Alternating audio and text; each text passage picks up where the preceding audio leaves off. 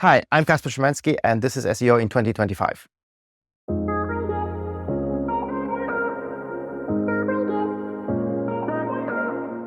Kaspar, what's your number one SEO tip for 2025? David, I'm glad you're asking. It's signal consistency. I know it is not quite as popular as any other alternatives, but it will serve those well who embrace it. And there are very good reasons for that. Signal consistency. What do you mean by signal consistency? Thanks for asking. Well, SEO really is about input. So Google and other large search engines for that matter, they don't like or dislike websites. They are quite indifferent. The result, the rankings for relevant queries, that's the output. But what really counts is the input. So we have to make sure that the signals emanating from the website, especially in very competitive environments such as travel and retail and affiliates, we have to make sure that these signals are consistent. I'm going to share an example. Let's assume for a moment that search engines, and Google in particular, because that's the biggest market share, can't trust our canonical signals. They may pick and choose the canonicals that they believe algorithmically are accurate, but this is not necessarily what we prefer to be crawled and indexed and ranking. So we have to check those signals and make sure that our technical signals, including canonicals, are consistent and that they go hand in hand with our content signals and of course off-page signals, including backlinks, because that input ultimately determines how visible a website ends up being for competitive queries. Signal input is everything, and there are ways to go about it to ensure that signal consistency. So you keep on saying Google and other search engines. Are other search engines essentially looking for the same signals? To a large extent, yes. You're right in saying it should be actually singular. I'm, of course, referring primarily to Google and Bing. Now, Bing's market share is relatively small, relatively speaking, of course. But those 5% of traffic that might be forthcoming, that can be still millions of impressions and clicks. So while we optimize for Google, at the same time, we are very well positioned to optimize for Bing as well, because those two search engines tend to embrace and appreciate the same kind of technical signals. So we don't need to do anything different to optimize for Bing? Not necessarily, no. A website well optimized for Google tends to be very well optimized for Bing as well. And what about the same signals applying to LLMs? Is that the case? Well, it had to come up, didn't it? LLMs, and I'm glad you're using that term rather than the alternative AI, are really just that, large language models. And personally, in my experience, they can be a great tool. They can be very useful in expediting processes that are repetitive. Software development, particularly in terms of development, they can be a great tool to expedite things. They can be very much a two-edged sword if LLMs are being applied as a, silver bullet of sorts for any and all SEO challenges. That frequently ends up being, the ultimate result frequently ends up being a rather undesirable decline, because LLMs applied are only as good as the user and their deeper understanding of SEO. So I do not believe that LLMs should be a large part of the conversation when we talk about the SEO strategy, and certainly not when we talk about our priorities 2025. But there will be, of course, people out there who sell those products who think differently. So how do we ensure that SEO signals are consistent? Glad you're asking. The first and foremost, most important step for anyone who wants their website to be consistently visible is auditing on a regular basis. And I keep hearing, not just referring to prospective clients, but at conferences where I have the privilege of presenting and sharing from my experience, people approach and say, I'm terrified about the next Google update because my website, it seems to be right on the edge. It's going up and down all the time. And whenever there is the next update, that's a terrifying experience. And I can't really focus on my actual activities on the actual core business, because my organic search visibility is just in free fall, or it's going up unexpectedly. So what's happening here? And that's a perfect example where signal consistency is not given. So every time there is a Google update where the algorithms are being fine-tuned, the website falls over the edge, if you want. And that's, of course, terrifying. This is something to be avoided. How do we avoid it? Defensive audits. I actually like to think of aspirational SEO audits, but in a situation where we already are in distress, it is a defensive audit. And for any publisher in a more comfortable, in a more stable situation, that is rather an aspirational audit. Pretty much comparable to bringing your vehicle for a checkup before embarking on a longer journey. You want to make sure that the fluids are right. You want to make sure your brakes are okay, the lights are okay, all of these things. And you have to think about your commercially viable website, about your online business as a vehicle. You do not want to get stuck while you're trying to actually overtake your competitors. So you have to check those signals. And one very good reason for doing that is because even though at some point that website was built with a lot of love and with a lot of commitment and resources, whenever that happened, any solution applied at that point in time that was really good, state of the art, that's gonna age. Content that may age. And those legacy signals tend to create those inconsistencies, particularly with large websites. For that reason, audit regularly. I love the car metaphor, and I also love the terminology defensive audit and aspirational audit as well. How often should we be auditing? I'm glad you're asking, because there are those two different approaches to diametrically really opposite approaches, where people do it very rarely, or where large operations think we need to do that about every 3 months. And both of which I would not support. I think once per year, every 12 months. This should be actually an annual, set in stone cycle where a holistic SEO audit is being conducted. I personally think a third party does it better, and there's very good reasons for that. A third party doesn't really have the insider knowledge. They look with a very, very cold look, looking for specific chunks in the armor of the website. The audit shall be holistic, including server log analysis covering the past 12 months, or preferably even a longer period of time. It should include on and off page signal. Obviously, it should include all the infrastructure, architecture, but also the technical signals.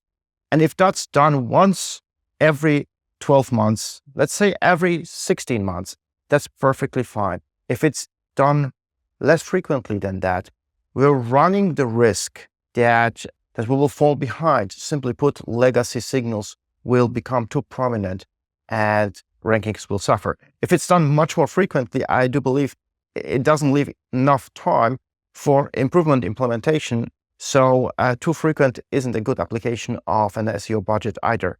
Hence, 12 months is the very good rule.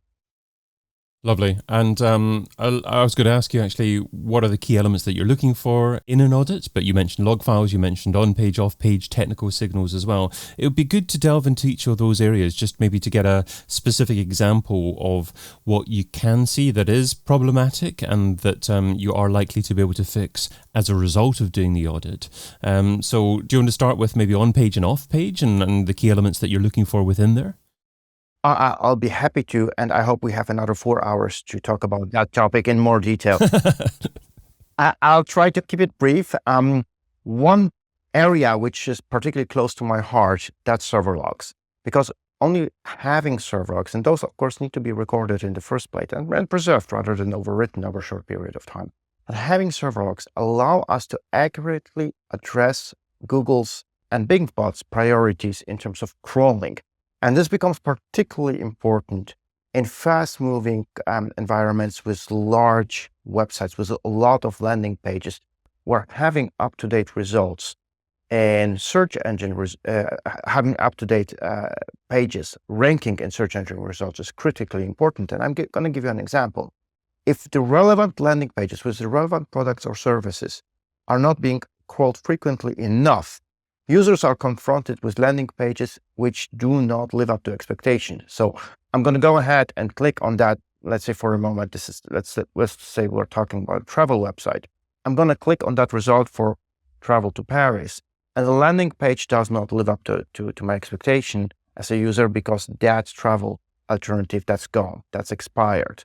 What do I do as a user? I'm going to go ahead and revert back to Google's search results and look for an alternative result, or maybe refine my query, thereby indicating with my behavior my expectation wasn't matched.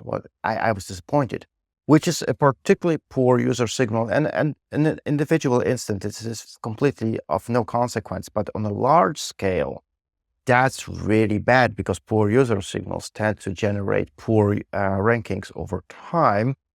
Hence, we have to make sure that crawl budget is allocated towards landing pages that actually do live up to users' expectation.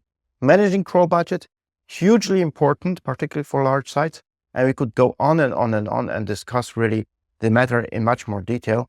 But we wouldn't have the topic. We wouldn't really have the time to cover that topic adequately. I do want to mention, however, it is never about just one signal, right? We can have the crawl budget managed adequately, but there might be, for instance, legacies in terms of backlinks, which come to haunt a website at some point in time, aggregated over a long period of time by teams long gone, which linger around just to be uncovered at some point, leading to an undesirable outcome, maybe a Google manual spam action, aka penalty.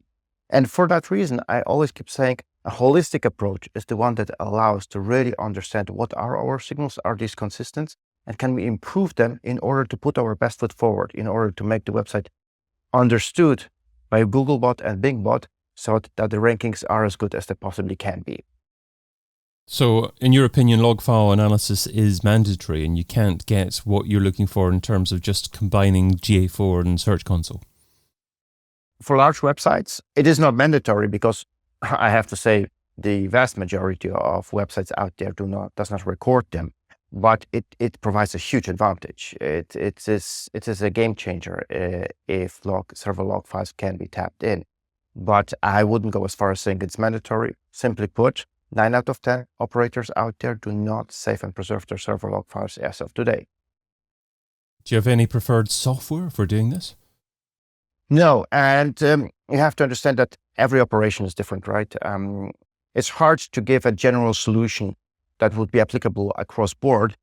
What I would say, most definitely, it is important to make sure that the right fields are being saved and preserved. So you want to have the IP addresses, you want to have the server responses, you want to have all of that and much, much more. The article I penned about just that topic, I published a while ago on Search Engine Land, which possibly we may be able to share here. I'm not sure about that. This is something that provides a little bit more guidance in terms of what needs to be saved and preserved. But every solution needs to be individual in the context of the technical acumen and the technical setup of the website we're talking about, respectively. I'm sure we can save that article. I mean, does it list, for example, the key elements that we need to retain with our log files to ensure that we've got the data that we need? It does, indeed. Lovely. Okay, well, we'll try and link to that from your post associated with this particular episode on majestic.com. So if an SEO is struggling for time, what should they stop doing right now so they can spend more time doing what you suggest in 2025? The one thing I always recommend to stop doing is waiting and looking and anticipating the next Google update. It will come. It's coming. In the course of the day today, there will be at least one update. And waiting for those to happen and fretting what these may end up causing in terms of fluctuations, that's a time-consuming exercise and it's not very productive. And we have no impact in terms of, we can't undo it. We can't stop it from happening. So how about doing something instead that provides the opportunity to improve? And if that really is the objective, the two things that need to be abandoned as part of an SEO discussion is looking for the next update and looking for what the competitors are doing, because both of these are not productive. Instead, focusing one's entire resources and time as the major resource and improving one's own signals. Specifically, what can be done? That really depends on the budget, depends on the size of the website, it depends on the team that is available or not, on third-party providers. But if possible, I would always recommend focus on making sure that your website signals are consistent. Make sure to crawl your website repeatedly with a number of different crawls, compare those results, dive into the code, and make sure that you put your best foot forward in order, in essence, do an SEO audit in anticipation of improvement rather than fretting over potential visibility losses. Kaspar Szymanski is Senior Director at Search Brothers, and you can find him over at searchbrothers.com. Kaspar, thanks so much for being part of SEO in 2025. David, it's been a pleasure as always. Thank you for having me. I've been your host, David Bain. Get your copy of SEO in 2025, the book, over at seoin2025.com.